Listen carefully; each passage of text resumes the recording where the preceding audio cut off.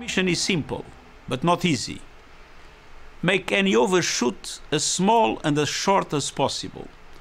Reach global net zero emissions by 2050 and move swiftly onto a progressive, irreversible, net negative pathway.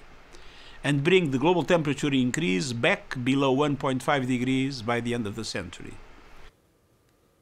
Alors, 10 ans après les accords de Paris, où les pays du monde entier se sont entendus pour tenter de limiter leurs émissions polluantes, pour limiter le réchauffement planétaire à 1,5 degré au-dessus de l'ère pré-industrielle, bien, le constat d'échec, malheureusement, est implacable. La planète se dirige vers un réchauffement de 2,7 degrés d'ici la fin du siècle. L'année 2024 a déjà été la plus chaude jamais enregistrée. C'est la première fois qu'on dépasse entièrement le seuil d'1,5 degré et 2025 suit la même trajectoire. Vous le voyez assez clairement à quel point ça augmente. Et même si tous les engagements actuels des pays étaient respectés, nous irions tout de même vers 2,3 degrés d'augmentation d'ici la fin du siècle. C'est bien au-delà de la cible. Les effets du dérèglement sont déjà là. En Antarctique, le glacier Hectoria, qui est grand comme la ville de Vancouver, a perdu la moitié de sa surface en seulement 2 mois. C'est un phénomène jamais observé à une telle vitesse auparavant. Et pour vous donner une idée, bien, je vous montre à quoi ça pourrait ressembler un monde avec une augmentation de 2 degrés dans 25 ans, en 2050. Donc, selon les projections, c'est 99 des récifs coralliens qui sont détruits. Les océans sont pratiquement vidés de leurs poissons. Les sécheresses si fréquentes que l'agriculture peine à peine à produire, menant même à des pénuries mondiales. Il y a des vagues de chaleur extrêmes qui sont récurrentes à chaque été, des zones entières de la planète qui deviennent inhabitables carrément là, pendant plusieurs mois de l'année.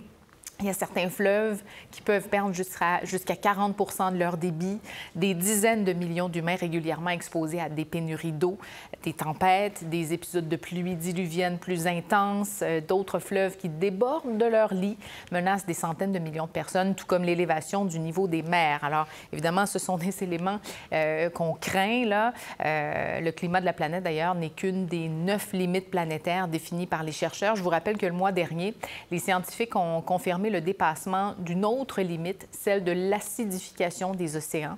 Elle s'ajoute aux 6 autres qu'on a déjà franchies à différents degrés. Le cycle de l'eau douce, l'intégrité de la biosphère, il y a l'usage des sols, les cycles biogéochimiques, l'introduction de nouvelles entités dans la biosphère. Donc, le dépassement de toutes ces limites planétaires, ça déclenche des effets en chaîne, souvent qui sont irréversibles, oui.